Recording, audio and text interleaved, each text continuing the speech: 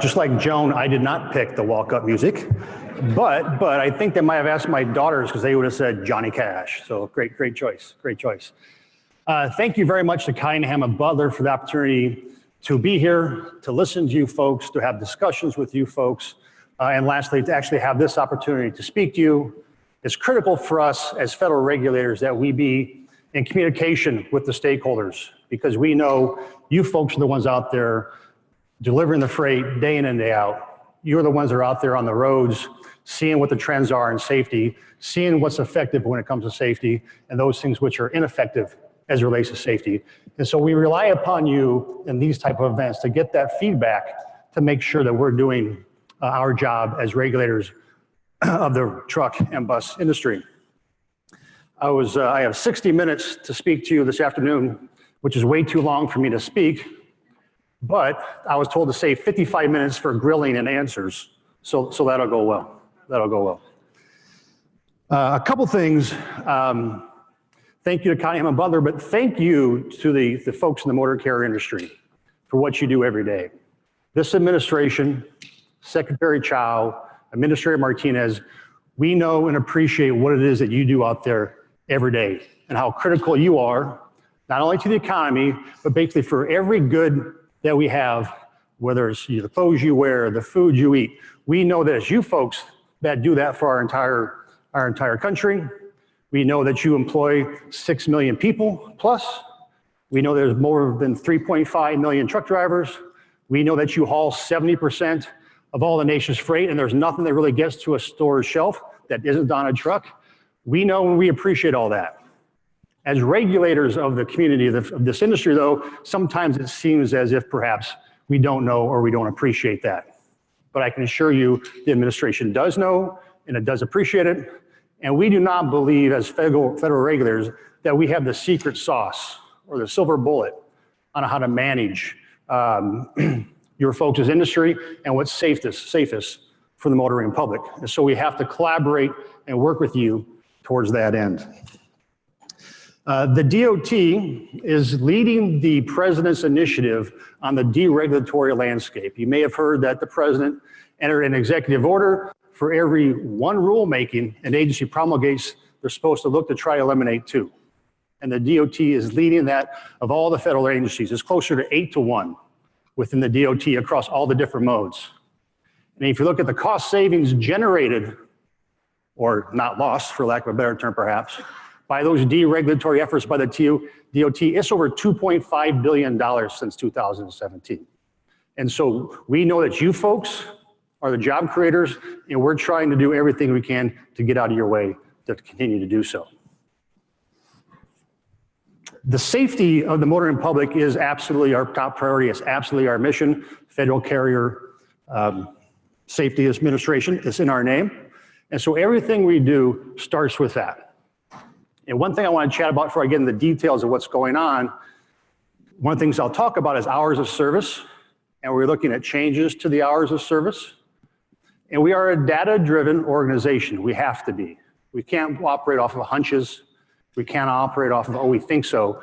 There has to be data. But one of the things when we talk about the data in the past, specifically pre-ELDs, it's flawed data, right? We all know that that data was flawed because there wasn't strict compliance or adherence to the federal hours of service regulations. I think we all knew that, but it was confirmed when folks in Congress and some of the folks in the industry came out to complain publicly that the new ELDs, they took away the flexibility of the hours of service. And those of you that are in industry, you know that's worth a chuckle or two because ELDs didn't change one thing about the hours of service. What they changed is how you comply with and how you monitor your hours of service. I started FMCSA a year ago, June. Administrator Martinez started, I think it was March of 18. And one of his first events was in front of a very hostile crowd on ELDs. In fact, true story, he was threatened to be punched in the nose. But we know the benefits of ELDs. We've seen it. Less than 1% of the motor carriers on inspections do not have an approved AOBRD grandfathered in or an ELD. Hours of service violations have gone down more than 50% since the implementation of ELDs. We also know that they're not perfect. We also know that there's some folks out there, although not yet caught, are running without the appropriate ELD or AOBRDs, if any at all. Just happened to have a conversation with an individual in the industry a little bit ago who says, hey, Mullen, we know of carriers specifically that are running without the proper ELDs. Let us know. Let your state administrator, FMCSA administrator know. Let us in DC know. As you know, we partner with our state agencies and our local law enforcement, state law enforcement. That's essentially how we enforce our regulations. But until we can get those messages out, we can't enforce everybody. We can't possibly be out there looking at all 500,000+ motor carriers to make sure that they're complying. Not putting the burden on you, not shifting the burden. I'm just saying, please let us know if folks are out there just not regarding the rules whatsoever. And so we'd like to have that type of feedback where you're willing to do so. But what ELDs did, other than the safety benefit, and by the way, I've seen some studies that talk about, and Joan talked about, the increase in the fatalities in large trucks in 17, about 9%. And a good chunk of that was in between 10,000 and 26,000 pounds, which aren't subject to our safety regulations.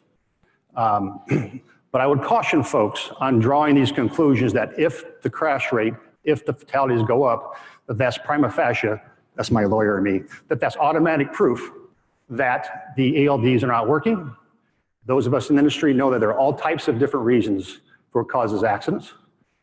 And although fatigue is one of the large indicators or large causes, but there are all types of things. And Joan, in fact, hit on some of those very things as it relates to distracted driving.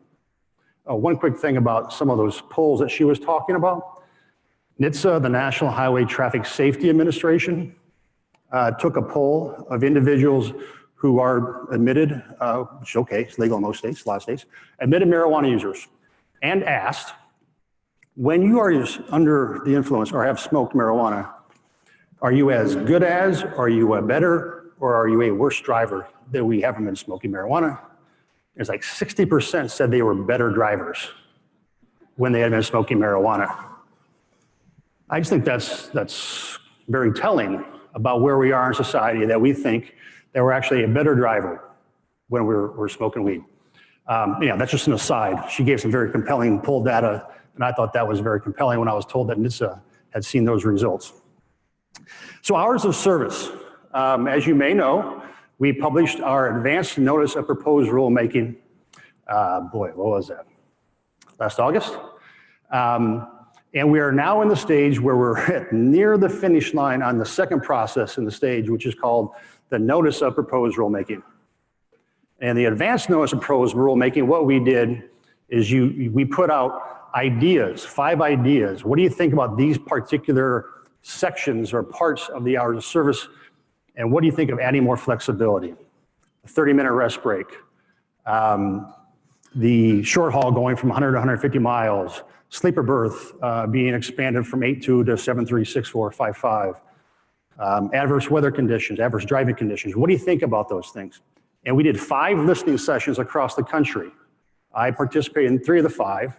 They were largely attended by drivers themselves.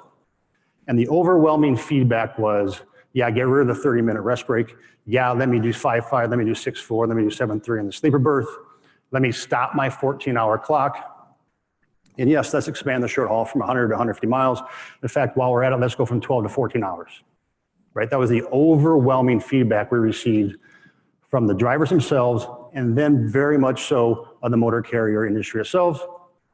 Safety advocates said, no, we don't think any changes are a good idea. We had an open docket where we had over 5,200 comments, written comments to the open docket. We literally analyzed every one of those 5,200 comments. We recorded the listening sessions, analyzed the listening sessions, and as an agency then we formulated what we want to do as it relates to actual changes to the hours of service. And in the NPRM, the agency will say, these are the changes we are considering to make, and we seek more feedback, right? And like, as I say, we're dangerously close to the finish line of publishing that. There's a step in that process where we have to have our NPRM, the Notice of Proposed Rulemaking, analyzed by Office of Management Budget, OMB. And unless you've been in DC for a while, you don't really appreciate the strength of OMB and how much power they have over the federal agencies and what they do. And so we've been in that process with OMB for months. I think we're coming up on 4 months now. But I do think that we are very close to coming out with an NPRM. And when that happens, absolutely please comment on what you think of the provisions that we're rolling out in this NPRM. If you have sufficient data, have data that you didn't supply at the ANPRM stage that you think we ought to know about, please provide it. A lot of folks think that since the ELDs have been in place that the agency has all that data and sits there and analyzes that data. That's not the case. By statute, the FAST Act, which required ELDs, allows us only to use that information for enforcement purposes, roadside and otherwise. So we don't have that data. We can't analyze that data as it relates to the hours of service. If motor carriers, associations and whatnot, if they provide that information voluntarily, obviously we can consider it. But for those that think that we are monitoring that data for the purpose of finding the efficacy of hours of service, we're not, because we can't. Even if we wanted to, we couldn't because of statute. We know that not everybody's going to be pleased with the provisions in the NPRM. For those of you who've been in the industry for a while, I was in the industry for 12 years before I began this gig I'm in now. One thing about this industry is so diverse, you can't please everybody. I think we'd all agree on that. In fact, there was a committee hearing in front of the House Transportation Infrastructure Committee about a month ago. Chris Spear from the ATA was on the panel. Todd Spencer from OIDA was on the panel. A couple of safety advocates, a Teamster, the guy from the broker TIA group. And there was very little that they could agree upon. And one of the congressmen, after about an hour and a half, said, "Can you guys give me one thing that you all agree upon?" So the guy from brokerage says, "I think so. I think we can all agree that there ought to be national hiring standards for brokers to make sure that they're hiring the right motor carriers to haul their freight." And the plaintiff's lawyer, safety advocate guy said, no way, you shouldn't allow that because they shouldn't be given a free pass from the government, blah, blah, blah. And the congressman went, I guess not. I guess there's nothing. So we realize that this is a very diverse industry and safety has to be our top priority. It is our top priority. And everything that you will see in that NPRM has data behind it, and safety is the reason for it. And some folks obviously say any change is a bad change. Expanding the capacity is bad. And we're not out for capacity. We don't, as you know, if you've looked at the ANPRM, there's nothing in there that extends the 11 and the 14-hour clocks, nothing. There's some things in there which allow drivers to have more flexibility, but it doesn't extend their 11 and their 14. Because we don't have the data to say that it's better. We don't have the data to say that that's safer. There are those who wish there were less regulations, that we use the Canadian model or something like that, but there isn't sufficient data. So please weigh in when the NPRM comes out. Another item which we know is big to the regulated industry is the Drug and Alcohol Clearinghouse. This topic, as you know, has been going on for years. It is supposed to roll out in January of 2020. I will tell you that anything the DOT and the FMCSA does on the IT side is challenging. We have tremendous challenges when it comes to the IT. I participated in a call this morning with the folks back at DOT and FMCSA about this particular subject, the Drug and Alcohol Clearinghouse, and we are on track to go live in December of 2020. The platform is supposed to be, and I'm told as of this morning, will be live in October for folks to start registering for the Drug and Alcohol Clearinghouse.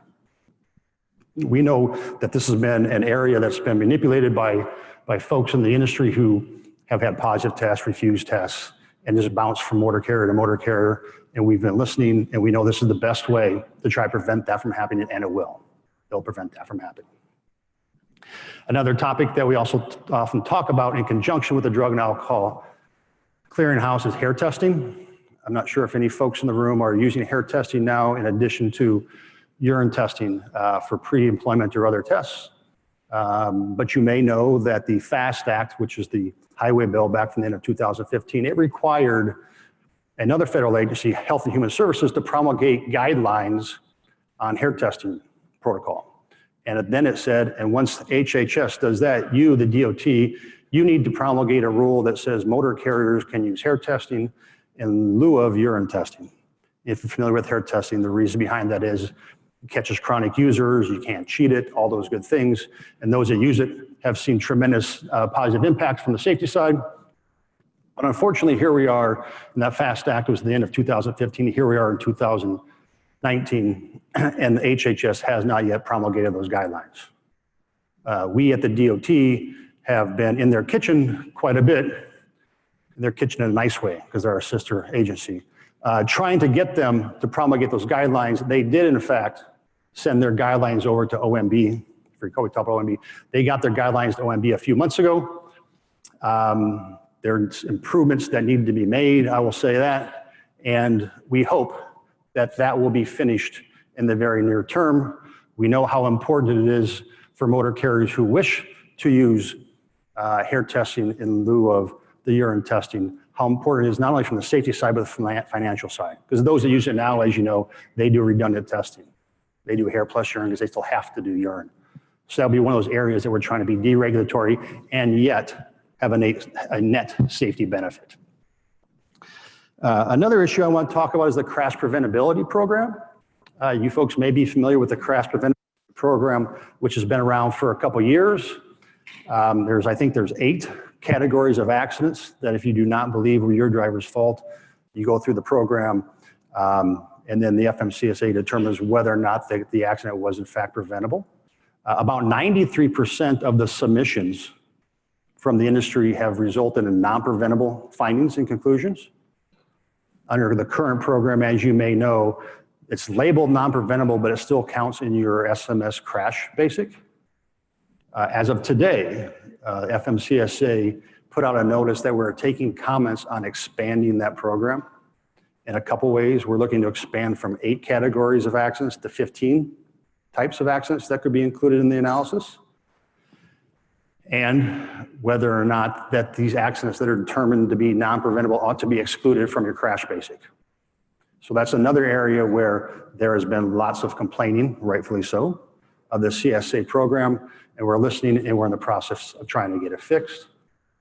Back to my statement a little bit earlier that not everybody is pleased with what we do. We were sued by an organization of interested parties who says that we shouldn't be doing this. We should have to go through a rulemaking process instead of using this as a program. A rulemaking process takes years within the FMCSA and most agencies in the government, whereas these programs, we have the discretion to do them without going through rulemaking. And I kind of go back to a second to the hours of service. When I started in June and asked folks, well, how long will it take us to get an hours of service rule, the final rule implemented? I was told, well, the average is 3.5 years. And well, that's just not going to work. So we have been devoting considerable resources to make sure that it doesn't take 3.5 years. And where that becomes important is because in the DOT and the modes, generally speaking, not always, generally speaking, the folks making those decisions are appointed by the administration. And we all know administrations change their minds on things. And so we have a window of time upon which we can get things done. If you don't get them done, then you're out of luck. And there were some rules that were in process when this administration took over that had been instigated by the previous administration. They were shelved. And so we are aware that if we don't get things done in the timely fashion, they will likely be shelved. And hours of service are one of the things that we are trying very hard to get across the finish line. In conjunction with the crash preventability analysis, I want to talk a little bit about CSA and IRT. If you're familiar with what IRT is, that's it's an abbreviation for item response theory. If you haven't looked into what that means, just Google it, and then your eyes will glaze over, and you'll try to figure out what exactly do all these Greek symbols mean. But the reason why, in part, why we looked at the IRT model is because, again, Congress in 2015 told the agency, your CSA system is flawed. You got to fix it. You got to fix it. And here's our list of reasons as to why we think it's flawed.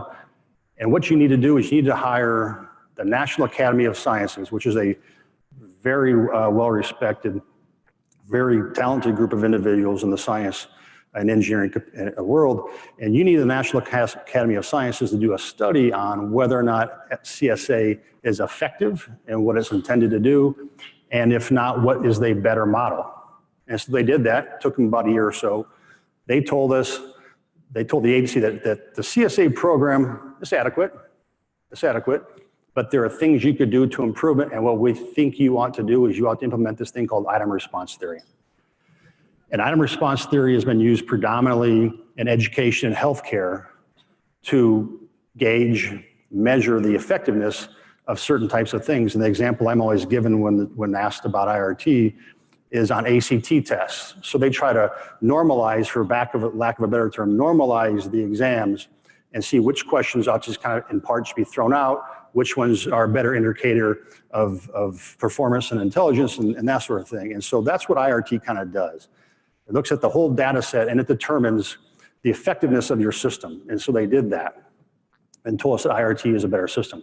So FMCSA for the better part of a year has been running this IRT model side by side with the CSA model.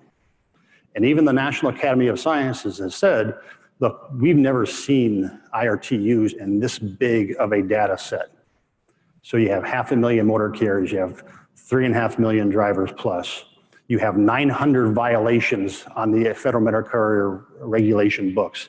That's a lot of data. And we're not real sure how you're going to handle all that, but you ought to use this model. You ought to use this model. And so it's been a very time-consuming process for us.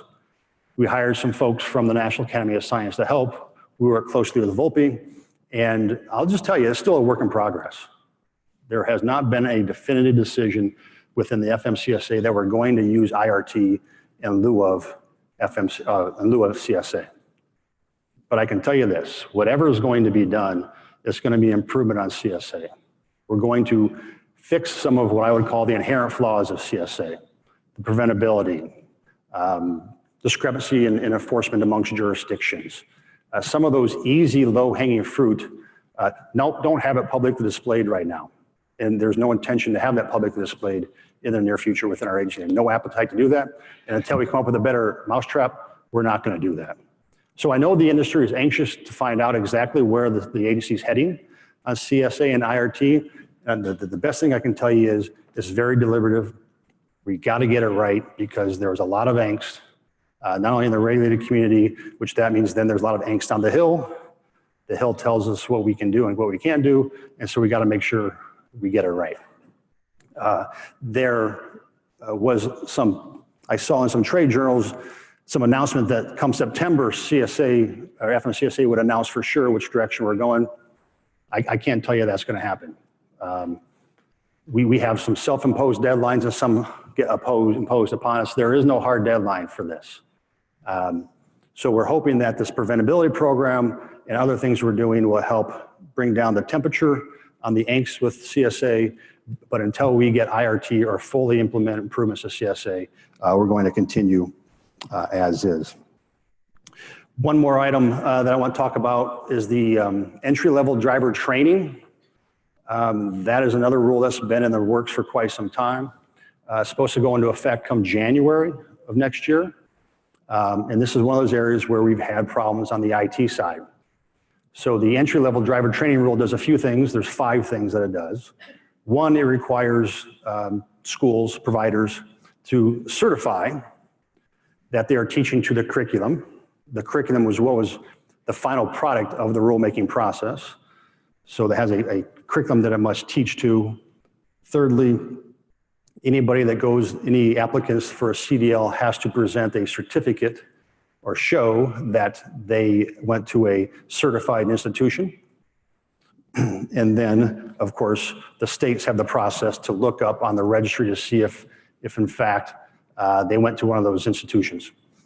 Unfortunately, we don't have the technical capability now between the agency and the states to have that push and pull of the data such that the state's DMVs can look up to see whether or not Mullen went to a certified truck driving school or not. We put out a publication to ask the stakeholders, should we do 1, 2, and 3 right now, which again is school certify, teach the curriculum, and anybody who wants a CDL has to go to a registered provider. But yet we didn't have that full force effective mechanism. All we really had was if during an investigation or an audit of the driver or the carrier, we could then, if we so chose, go and look and see if in fact Mullen went to a certified provider. And that's out for public comment right now. I will tell you that the more we analyze the situation, the less bullish we are on that. There, in fact, were some consequences of that which we hadn't fully thought of. One of them, for instance, is if we did that, essentially you're just transferring the obligation to the motor carrier.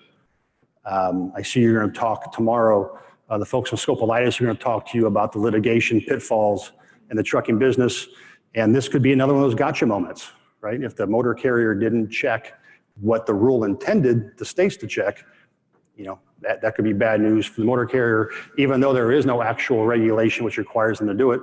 Plaintiffs, lawyers, and courts, of course, could impose that upon you and retroactively, and that's not good. There's some other issues with it as well, but I would suggest to you, if you're interested in that particular rule, that you ought to comment. The comment period is open for about another 45 days. And so whereas we thought we would go forth with the first 3 legs, upon further consideration, we may not go down that path.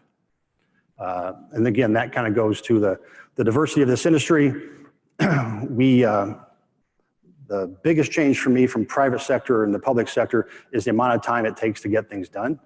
But there are good reasons for that sometimes. And so when we pull the trigger on something, it affects over 3 million drivers, it affects over 500,000 motor carriers, and we have to be very deliberative in the process.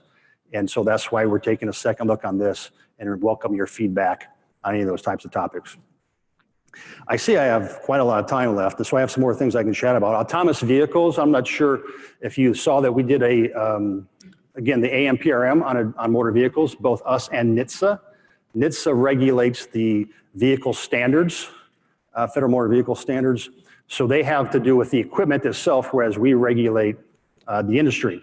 And so both NHTSA and FMCSA published a MPRM seeking input from the regulated community on what our regulatory landscape ought to look like on autonomous trucks. Again, a year ago when I started, the hottest topic at that time as it related to autonomous trucks at FMCSA was, do the regulations require that a human being be in the truck of a commercial motor vehicle? And I said, well, that's an easy one for me, I can read. So I read the regulations, and there's nothing in the regulations that of course requires that a human being be the operator of a commercial motor vehicle. Folks said, well, it's implied because you have drug and alcohol testing, you have hours of service. What's implied, a human being has to be the operator of a commercial motor vehicle. And that's one way to look at it. The other way to look at it is, it just was never contemplated.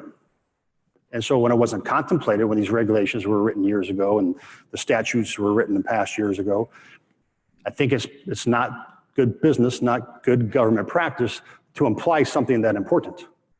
And so we determined that there is no implication that a human being has to be driving a truck. Therefore, as of right now, there is no regulatory requirement that a human being the operator of a commercial motor vehicle. There then was, of course, discussion internally, should we promulgate a rule that requires that a commercial motor vehicle be operated by a human being? As of right now, the answer is no. But that's why we're going through this AMPRM process and further down the road. But that's kind of the most defining moment within our space of autonomous vehicles is, do the regs require that a human be in the truck? And our answer right now is no. Which, if no, that brings on a whole slew of questions, which is also in that AMPRM that we're seeking advice. For instance, real basic things, kind of in the weeds stuff. If it's just, let's say, truck breakdown, who puts the triangles out, right? The regulatory requirement, you put triangles out. Who's going to do that? There's a regulatory requirement that within an hour after driving, a driver is supposed to check his cargo for securement, which, by the way, those of you in the industry, I wonder how many drivers are checking the security of the cargo within an hour of leaving. And my suspicion is on the dry van side, that's not done. But in any event, that's an aside. But so we're asking all these regulations, all these questions about what are the ramifications of not having a human being in the truck and who's going to do all those things that a human being would otherwise do. Lastly, I see tomorrow's panel talking about human trafficking. You may have seen that we came out with a rule last week that prescribes that if an individual is convicted of human trafficking, the lifetime ban from being a CDL operator. Candidly, that was something that Congress enacted, so that's a statutorily mandated rule that we promulgated. I wasn't at FMCSA when that statute was passed. I remember being part of discussions with an industry of, well, wait a second. The trucking industry does so much to combat human trafficking that we're going to have a special rule for those types of folks that have a CDL that they can be forever banned. Put aside whether it's right or wrong, which is right, but put that aside. Isn't that kind of a poke in the eye to the industry? It's not, folks. The DOT knows how important you folks are in combating human trafficking. In fact, the Secretary put together a working committee on human trafficking, and the major players for that committee were those in the industry. That committee is wrapping up its work and its recommendations, and so the DOT will start working on those recommendations. But the DOT is fully well aware that this industry is critical to combating human trafficking out there as a scourge, and we appreciate everything that you folks are doing to help combat that scourge.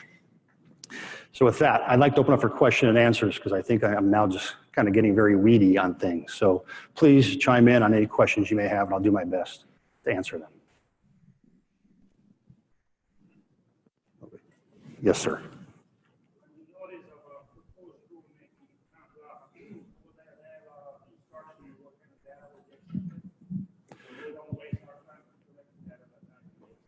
Right. So I believe the question was when the hours of service notice of proposed rulemaking comes out. Oh, any rule. So we don't really prescribe on what type of data we're looking for. Any data that you have which you believe speaks to the issue, then that's the type of data we're looking for. We don't want to get into the process or the business of telling you, hey, we only want X data and that's it. If you think it affects, let's take an example in our research. If you think it's instructive or it helps shed light on the safety of having a 30-minute rest break, we'd love to have it. If you happen to have any data on sleeper birth, we'd love to have it.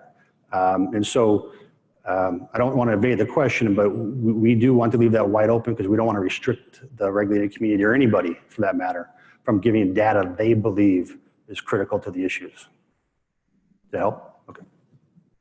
How do we submit those questions or that information to you? Right. So if you go into FMCSA at dot.gov, and then they have drop down click boxes, and there's a docket for every particular rule where you submit your questions and instructions on how to do it. So if you go onto that website, it'll tell you the process to do that. And you can do it electronically. I'd say 95, if not greater percent of the comments and data is submitted electronically. Thank you very much. Jim Becker from Becker Logistics. A couple things. Number one, we need to keep the CSA private. I heard there was some things of pushing that out. And number two, the selection standard needs to be a little bit more, a lot easier to basically have like a red light, green light, yellow light in some type of the standard like that. For not only the drivers, the asset-based companies, as well as 3PLs and also customers, to really validate if these drivers or companies are being regulated or not. What are you guys doing right now about that? Are we really waiting for the IRT, or are we moving forward on the CSA? Yeah, so on the CSA side, well, a couple things. One, there's a statutory requirement that the CSA scores not be posted again until the agency has fully addressed the issues that the National Academy of Sciences told the agency they need to address. So there's that. Plus, I can tell you with this particular administrator and this particular secretary, there is no appetite or desire to put those scores back up to the public until the flaws have been fixed. So on that issue. On the second issue, the red light, green light, I'm not sure if I understood. If you're talking about, again, the brokers hiring motor carriers, shippers hiring motor carriers, they want a red light, green light, is that what you're referring to? That's correct. Yeah, okay. It's just to be able to say, the last thing a 3PL or a shipper really wants to do is to hire a carrier that isn't being really regulated or inspected by the CSA or DOT. And if we go ahead and choose somebody that is not operating properly and is out of regulation, and we go ahead and use them, and then next thing we know, we have a fatality, it can really bring down small businesses throughout the United States. Yeah. Yeah, so a couple things. As you probably also know, there's a bill pending in front of Congress on this very issue. We're sensitive to the issue. We completely understand the issue. As you know, there's those 2 warnings on the FMCSA website about don't use this data, blah, blah, blah. And when I was pre-FMCSA days, I said, that's not sufficient, fix it. And now I'm in FMCSA days. I'm like, well, what judge doesn't understand this? But anyhow, it's something that we look at all the time. And I don't foresee there's going to be any agency rules changing the satisfactory, unsatisfactory conditional ratings in the near term. Constant discussions about it. And candidly, unfortunately, it is in somewhat respects, it's a resource issue. So there's over 500,000 motor carriers, close to 4 million truck drivers. And we just don't have the resources to do the type of analysis to really make it meaningful to give you folks a red light, green light. I understand the need for it, and it makes perfect sense. But I just don't see that happening in the near future from our end. Maybe Congress will get it across the finish line, but yeah, but I don't see it happening. And so to get back into CSA, and to me, it was a self-inflicted wound, unfortunately, that our agency committed when they when they took it public, right? But the purpose of CSA is to utilize the FMCSA resources, limited resources they have, to prioritize those motor carriers which they think are high risk, right? So the FMCSA looks at essentially the 10% of the industry which they think are the most likely or at the higher risk to have bad outcomes. And trying to build that mousetrap to identify that 10% is a very difficult task. Obviously, you can't just look at accident frequency per million miles because we all know how that can vary depending on what segment of the industry you're in, what your lane is, geographics, all that. And so after years, what they came up with was CSA. And I think that if they had not gone public with the scores right off the bat and been more specific about what it does and what it doesn't do, I don't think we would have had a lot of the angst that we have today. Of course, the plaintiff lawyers are always going to do what they were going to do. But there's some self-inflicted wounds which now we're trying to fix. I suspect that regardless of what this agency does, whether this administration or the next administration or what have you, there's always going to be some folks who says, my dog's being kicked, and I'm not happy with the system. And I think if the government does a better job of articulating its shortcomings, then I think that that'll be very beneficial, in addition to which fixing the shortcomings themselves, if that makes any sense to you. Unfortunately, that's one of these areas where I just don't think the government can come up with a good enough model with that wide-ranging of a diverse section of industry that we can have a one-size-fits-all model. And so we're trying to fix some of those issues as well. And IRT, you can kind of, all these different valves, you can do whatever you want to do with IRT. You can manipulate however you want. And so we're talking about, do you eliminate the basics? Do you eliminate the peer groups? Can you come up with a way to eliminate the discrepancy in jurisdictional enforcement, which levels the playing field again? And we're working through all those issues to come up again with that better mousetrap. And it's a work in progress, but we will get there. And until then, the scores will not be up. Any other questions? On the IRT, one of the big issues I think with the IRT is it's not understandable by simple math. And it does not appear to have any time waiting. So if you have violations in an area for a year, you're stuck with them for a year. And the CSA was understandable. You knew what you needed to do to get better on your scores, and you knew how it was being measured. What I didn't like was how you guys picked the grouping I was with. The deal was I had X number of violations, so I'm in the same group with X number of violations. That put me with a municipality in New Jersey that had the same number of violations. And I'm being compared to that. So that was silly, in my opinion. If you had come up with different groupings, I don't see much wrong with existing CSA. But this IRT, in my opinion, will be a complete disaster. You do not want that to go in place. Yeah, the peer groupings is a criticism we hear all the time, and I think in general we agree that there is room for improvement. IRT, would it be a complete disaster? I can say this. So one of the ways the government touts, for lack of a better term, its effectiveness through the CSA program is it compares the accident frequency of the motor carriers that are identified by the CSA program to be in the bottom 10%, right? So they look at the 10% at high risk motor carriers. They look at the accident frequency of those motor carriers, and it's close to 4 times, 3.7 times accident frequency of that 10% high risk versus the average in the industry. IRT is even higher than that. It's basically 4.1, 4.2. And so that, quote, justifies the system. But you're right, it is so complicated that I can't sit here and explain to you folks exactly how IRT does what it does. It's statistic modeling. And to your point about specific violations in the time and weight, you're right, IRT eliminates that. And what it does is the system analyzes, so as I told you, there's about 900 different violations in the regs. We scrubbed a lot of those out for the IRT analysis because there's some that are kind of sort of redundant. So now we're down about 450. And the system, the statistical modeling going on behind the scenes looks at those violations which are are anomalies. And then the system realizes that anomalies generally result in bad outcomes. And so today, for Mullen trucking, a speeding violation over 10 miles per hour might have this type of a rating. The model says this important. But as Mullen trucking continues to run and run, 2 months from now, it might say that's not nearly as important to bad outcomes for Mullen trucking.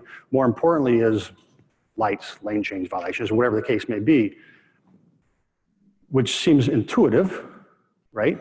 But to your point, under CSA, you know exactly what you need to fix. And how do I have a conversation with the safety director and say, hey, this month you gotta really clamp down on these speeding violations. And then 60 days later, I tell him or her, now you gotta really pay attention to this one. And it's a moving ball. Again, it might be better outcomes, but for certainty within the marketplace, that's really difficult. And that's why I kind of made that snide joke about look up IRT on Google and you'll see a bunch of Greek symbols because it's a statistical modeling system, which again, doesn't make it bad. It's just for the administrator to explain it to the regulated community and to those on Congress who are opponents of CSA, it's just very hard. And so we struggle with that, and your point's well taken. That's a 3-minute version of saying your point's well taken. Any other questions? Yes. My name's Nick.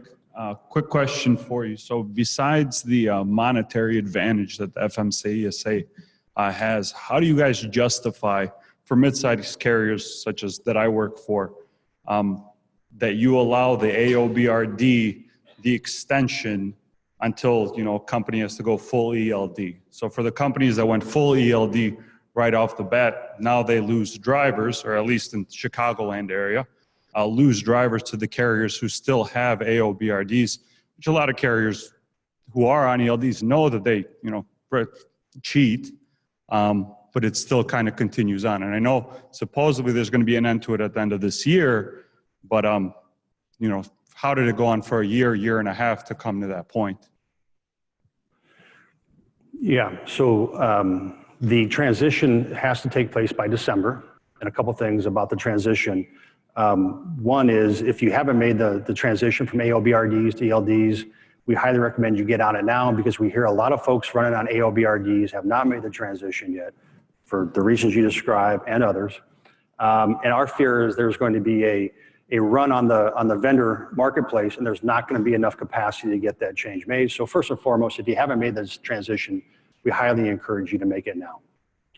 With respect to why do they allow for the grandfathering of the AOBRDs into the ELDs, and which then allow for some of the practices that you're referring to, let me say this.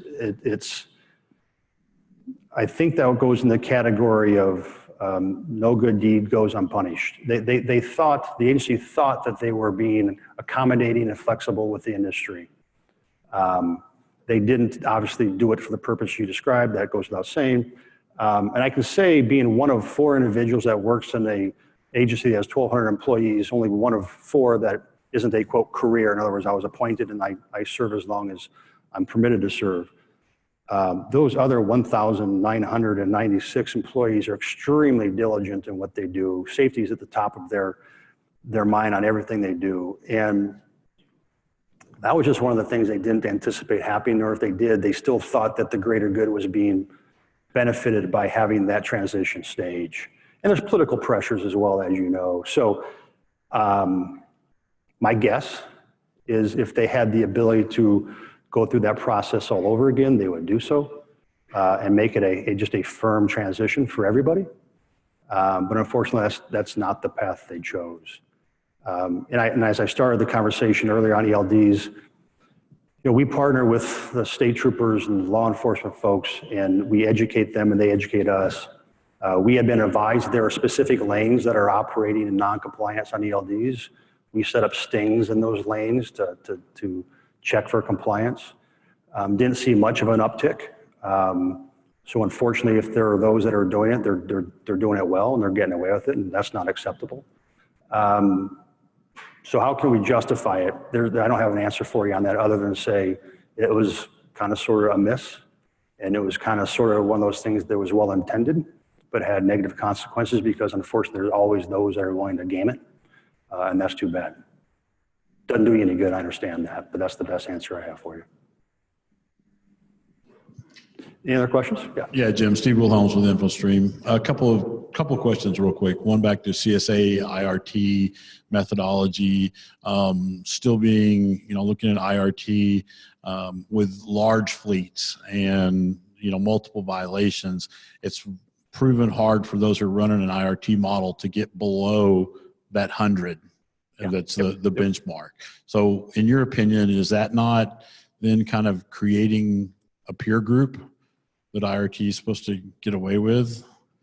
That's question number one. And then number two, which may be easier or more difficult to answer, is that, so with ELD, AOBRD, the safety benefits that you've talked about, the one thing that a lot of carriers are still struggling with, and that and this is another state or local enforcement, is that yes, there are significantly less, HOS violations, but we've seen a huge uptake in violations of not having your paper logs with you, not having the instruction card. What safety, can you really say that those are safety related versus the HOS violations? Yeah, so I'll start with the first question. And our observation is that large motor carriers don't fare as well under IRT as they do under CSA, generally speaking. That's been our observation. And that, I guess I hadn't thought of it as that in itself creates another peer group. I guess you could say that that's the net result. And we're cognizant of the fact that IRT modeling does that. And so we're trying, again, that's why it's taken so long. I'll say it's frustrating for us because we're trying to get it right, but again, because of the volume of the regulated community and the diversity of it, it's just very, very difficult. So yes, we're cognizant of that, and we're again, why we're still working through the process. As it relates to the hours of service violations versus those other violations, candidly, I don't know. I mean, you sound like you've done the research and you know that there's an uptick in all these other violations, which I would agree with you. They don't move the needle on safety and accident avoidance, as does eliminating fatigue driving, which we all believe is achieved through enforcement of HOS rules versus ELDs. So yeah, I would agree that those violations do not move the needle as do the hours of service violations. I will dig into that and go back and talk to De Lorenzo and others and analyze the data and see what we're seeing. And maybe we can do some guidance. I mean, if there's been a huge uptick in not having your paper logs, maybe we have to reevaluate what that fine or what not fine, but what that looks like. So thank you for bringing that to our attention, and we'll dig into that. Is that what you're asking? Yeah. Okay. I really want to impress that the amount of time we spend on and this isn't passing the buck, but the amount of time we spend on CSA and IRT, it's a lot. And we have dedicated resources to this thing, and it's slippery. And that's why it's taken us so long, is because we don't want to be, I keep saying, I use this term all the time, whose dog is being kicked, right? And even if the system works better in that net output, with the discussion I had with that gentleman about the math and the science and how hard it is, if it still has enough, if it's opaque enough that you still can't explain it well, and it still has winners and losers in the process, you're always going to have angst. And when you have angst, you have mad constituents. When you have mad constituents, you have mad congresswomen and men. And so it's problematic. It's one of those things, again, if we go back to the whole concept of it's just a tool for the FMCSA to utilize to try to use its resources diligently and smartly on that 10%.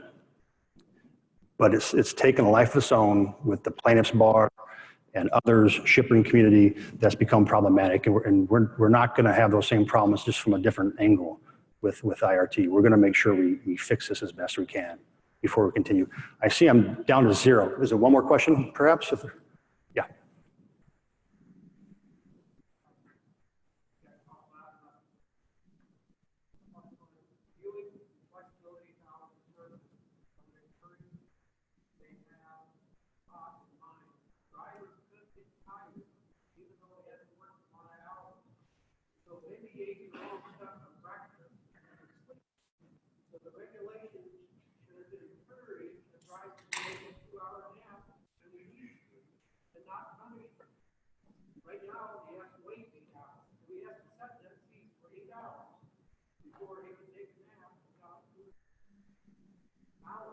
Yeah. Yeah.